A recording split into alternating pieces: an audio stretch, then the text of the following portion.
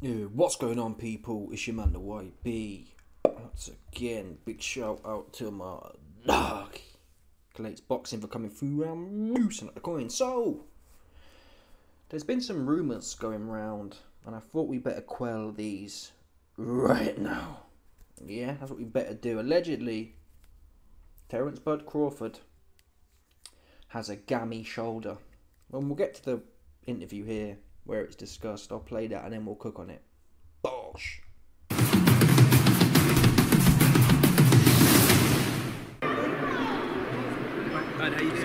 What's going on? What's going on? How y'all doing? There's rumours that you've got a shoulder injury. Do you have a shoulder injury or is that just rubbish? Where I got a shoulder injury. I think people coming up with their own, antics. Terence Crawford got a shoulder injury. Terence Crawford on the shade. Terence Crawford slow. Terence Crawford. Yeah, they coming up with all kinds of stuff.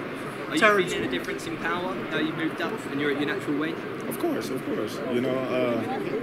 power is definitely gone. So you heard it there. He also addresses the bulbous rumours. We did a video a few days ago where Crawford looks super soft. Now, listen, my money, I'm literally 99% sure you're going to see him on Friday evening at the weigh-in and he's going to be lean. He's not going to be soft. But if he is soft, forget it. He's not winning this super soft. Forget about it. He's just not. It's not all about the body. If he comes in there looking like a pudding, something's off, man. He ain't been training. Yeah, his shoulder's bungled and he ain't been training. He needs to look like them pictures did. Because the other way of looking at it is, he was ripped in the pictures he put out. So if he's not ripped when he gets on the scale, they're old moody pictures. So that shows there's an element of a cover-up. And I'm taking my shmoney off. Buy a shoe, like I said, I'm 99% sure you're going to see him looking ripped. For whatever that's worth. I'd rather back a ripped fight than one that's soft. At the end of the day. Yeah. You can still lose if you're ripped, yeah. But if you're soft, something's off. He's never been soft. And people talk about 14 pounds is a lot of weight. It's a lot of weight. Well, it's a lot of weight in boxing-ish. But you forget a lot of these cats, like, they're dieting for 8 weeks before they fight. They're losing weight, they're losing all the fat off their body, and then cutting 10 to 15 pounds of water. Yeah? So, you take out the water cut, Terence Crawford, when he fought Errol Spence, is probably, 160 odd then. He probably lost 15 pounds, so he's like 163, having done a weight cut camp on top of that. Weight cut camp, where you lose 15, 20 pounds, and then a 15, 20 pound water cut. So you put them 30 pounds back on from 147, you got a 178, a 177 pound man, a 180 pound man. Naturally full. He's not going to be veiny and whatnot and papery. Skin's not going to be papery like a bodybuilder, but he should look full. Like the pictures we saw. And that is my base case. So that's the weight rumours out there. Crawford almost hints that people are putting rumours out there. The rumours only really benefit him though. People thinking otherwise about him. That said, the odds haven't changed. There hasn't been a big move against Crawford. I'm waiting really till Saturday. I think the El Chapitos will hop in to the money line. Usually the 24 hours before the fight is when the big favourite / the big name, a lot of money goes onto it. The odds in the most part swing. In a Tyson Fury fight, 24 hours out, all the yippos get their coins out, bosh, and it moves the line towards the favourite usually. I don't think a load of money's going to come on to Crawford in 24 hours before. No one knows him like that. Yeah. Anyway, forget the odds. Back to the shoulder situation. The reason I'm doing a video on this is, yeah, and Tim Bradley, I love his channel. Tim Bradley's one of the best commentators. I'm not sure actually. When he commentates on Box Top Rank, he sucks off he's a bit like that, you know what I mean? But on his YouTube channel, he's fire. He's the best. I really enjoy watching his channel. But he said, this is the fight game, no excuses, man. We all go into fights not feeling right. But I'll tell you this now. Let me tell you, that's what I'm doing in this video. Let me tell Terence Crawford something now. Yeah? If I see him get in that ring and stink the place out, I don't care if he gets knocked out. I don't care if... My bet is he wins on points, Crawford. But if he gets knocked out trying to win, I can live with that. If I see him in there, yeah, all scary and spooky looking, and then after the fight, oh yeah, woo woo woo woo. Yeah, well, man, yeah, man, woo, my shoulder, y'all. I get it. It's difficult when you've got this kind of event. It's very hard to pull out. Frank Warren said, well, Adelele should have pulled out if he was sick. Or, that better yet, it was Dubois, actually. Apparently, Dubois was injured for the USIC camp. And Frank Warren said, well, you're supposed to pull out. I understand, though, when it's a big event, it's really hard to pull out. People don't really pull out of big fights like this. I'm not a historian. But think about Mayweather De La Hoya. Again, maybe they did pull out before, I don't know. But no one gets to 4 weeks out and they're pulling out. Right. So if you do bungle something, what are you supposed to do? If you pulled out, we'd all be pissed. But to some extent, like I said with Dubois and Parker, I'd have been more pissed if you went in there. Now you listen, if you got one arm and you fight with one arm, then fair play to you. But don't come in there like Charlo. Charlo might as well have been injured, right? He looked injured to me. He looked psychologically injured. He might as well have been injured. He looked like he had 2 bum knees and 2 bum shoulders. That's how he looked to me. Now, I think Crawford so far, this is that Madrimov fight, innit? That Madrimov fight did turn me off. Although, he did show redeeming qualities in rounds 11-12 or 10-11-12. He did up the ante. It wasn't as dominant as we usually see him, which could be a bad omen. There's no doubt Crawford tried to put his foot on the gas the last 2 or 3 rounds. It didn't have an extraordinary effect, though, like we're used to seeing. If you think about that, though Sean Porter more or less quit, right? He did. I think his daddy threw the towel in because he was half retired. So there's no telling. Yeah, Crawford stopped him, but I'm not sure. Porter would have made the count. He wasn't like Avanesian, for example. So yeah, we're going to see if Crawford turns up to fight. Even if he goes through the gears, his shots might bounce off. Apart from Errol Spence, really. And he looked cooked, I'm going to be honest. Yeah, I'm happy Crawford won that fight, but he did look a bit bug-eyed, did Errol Spence. And he still don't look right. I saw him hitting the pads the other day. He looked really stiff and something's not quite lining up for me. And even that fight, Crawford was all over him. It took him 10 rounds, didn't it? To finish his dinner. In a fight where Errol Spence is not as big as Canelo. He doesn't hit as hard punch for punch. His defense isn't as good. Spence's defense is not as good. His balance is not as good as Canelo's. And Crawford's touching him for 10 rounds.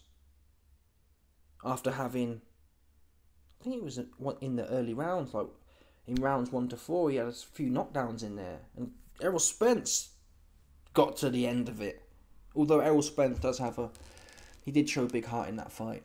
I'm not sure if Canelo's in that situation, he shows that same level of heart, to be honest. I'm not saying he's going to be gagging to get stopped, but he will just go into hand on my head mode. Why is that relevant? Well, I'm saying, if you can't... Listen, Errol Spence was bug-eyed, his defence was like this, his legs was all buckled, and it took you 10 rounds. And even now, Errol Spence wasn't spark out either. He was getting back up-ish. Dehydrated, bug-eyed, and whatever else he had going on. Stiff as a board and leaky-deaky. Canelo ain't going to be any of them things. He might be slow and lazy, but that leads you to believe he's going to lose on points. He's not getting stopped. There's no way. And if he does if Crawford stops Canelo, I'm putting it up there in the top 3 all-time performances, to be honest, with a stoppage. A win is still exceptional. A win on points, but a stoppage might even be the greatest feat of all time, to be fair. There's no way he's stopping Canelo like that. But just listen bad man. I don't know why you couldn't finish your dinner with leaky-deaky bug-eyed Errol Spence or not. But if your shots are bouncing off Errol Spence, Errol was like this. He was like, wasn't he? Proper. His legs were really wide. Okay, no man. Pause. His legs was wide. His balance. He's always had quite a wide stance, but he's really like, whoa. He looked like he was fighting on stilts. He looked like he was fighting on stilts on an ice rink, man. That's how he looked, didn't he, Errol Spence? And Crawford's clipping him, dropping him. But you can't necessarily... Crawford's got that that sharp power. Even with the Sean Porter fights, that was the sharp power. But then again, the sharp power caught Avanesian. I think Avanesian got stopped early in his career, but he was quite a bit of a warthog, Avanesian. So you can do all this mental maths and all this logic, but on fight night, crazy things can happen, right? Liam Smith can plaster Chris Eubank Jr. Who saw that coming? No one did. Yeah? And my 1,000 large, for damn sure didn't see that coming, man. So that shows you how inherently random sport can be. What was my point again? My point was to say, I'm starting to question myself now. Crawford couldn't really keep Madrimov off.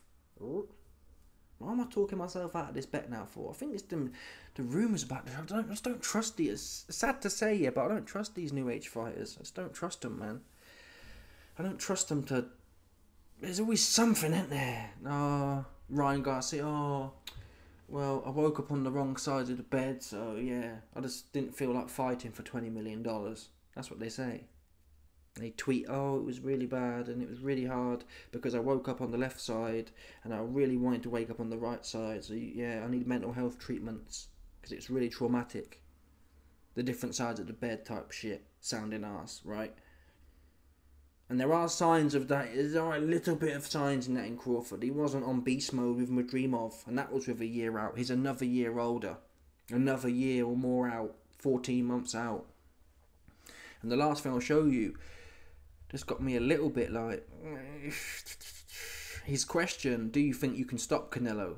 And he's like, yeah, man, whoop-de-woo, yeah, I ain't sure. He's kind of a bit iffy. You should be saying, look, if I catch... Obviously, I don't expect him to say, yeah, I'm walking right onto him. I'm filling him in 4 rounds. But I wouldn't mind hearing him say, if I clip him, if I hit him right, he's going out. Yeah? Because I'm really like that. And if I touch him right on the end of his cinnamon bun right here, yeah, he's out. For sure. Never mind no weight classes. He's getting it. But listen to the bars. He's a bit like... And I can't show you the video, but Crawford's... I don't know, he does look a little bit spooked. You know when he was in the Errol Spence build-up? He was giving off an aura of confidence. Maybe it's because Errol Spence and his team were talking SHIT, which hyped up Crawford. But in the little bits I've seen of Crawford, he seems quite calm. But not as confident as he was in the Errol Spence fight. He doesn't seem as... You know what I mean? Let's listen to the bar anyway. About stopping them, but, I'm sure will translate up and you believe you can stop everyone, and the narrative is Terence can use his feet and that, it's just on a bigger scale. That's it. People keep talking about how this fight can be won, and the narrative is Terence can use his feet and move, but we've seen you're a strong fighter. Do you think that power will translate up and you believe you can stop Canelo Alvarez? I don't know. You know what I mean? If about stopping them, but, I'm strong. I never been in the ring with Canelo, so I can't speak on him, but, that's why we fight the fight that we fight, so we can figure it out. So the narrative here is more about figuring it out. You know what I'm saying? Whereas Errol Spence, he was saying, I'll show you what's up. Now, he has said similar things like that, but the energy of it, if you look at his body language, for whatever that's worth, he does seem a little bit flat, I'd say. And Floyd Mayweather would talk about this kind of, what was it? Floyd Mayweather had this concept of there's fighting in a big fight and then there's fighting on Mayweather night. That isn't exactly what he said, but it was words to that effect. Floyd Mayweather was pointing out that a Mayweather night is almost a different type of thing for his opponents. Mayweather's had been in big shows since, 2007? So as much as... Errol Spence was a derby, though, to be fair, wasn't it? I think was it in Texas or Las Vegas? Wherever it was, though, it was a derby. So Terence Crawford can perform in a derby. But there's no doubt, Crawford himself admits, this is bigger, for sure. Is the pressure going to get to him? Crawford said, it's just a bigger version. What difference it makes? I tend to agree, I don't really get the difference. Once you've fought in front of 20,000, what's another 20? It's not going to make much difference, right? But listen, just go out there, man. And leave it all out there. Don't let me see them. I'm scared about the Madrimov effect. I'm scared of seeing Crawford in there. Crawford was faffing around for about 8 rounds, man. Really faffy. And I'm thinking, another 2 weight classes? Canelo's lazy though, ain't he? He's really lazy. Both of these cats, man. Really, I don't have much conviction apart from the odds are good on Crawford on points. 3-1 more or less you can get. 2.5 to 1, 3 to 1. Crawford on points. That's the only reason it's worth a dabble. But not a high conviction on this. Anyway, let me know your thoughts, people. Smash the like button. Click my bindi. Yeah, get plugged up with a Patreon. 1 million exclusive videos of the YB. Plugging you, man. In fact, plugging you, man, out. Unplugging you, man, from the J-Tricks. Yeah? If you're plugged into the J-Tricks, you need to click this link right here and get unplugged. Yeah? So I'm done playing with you, man. Bosh.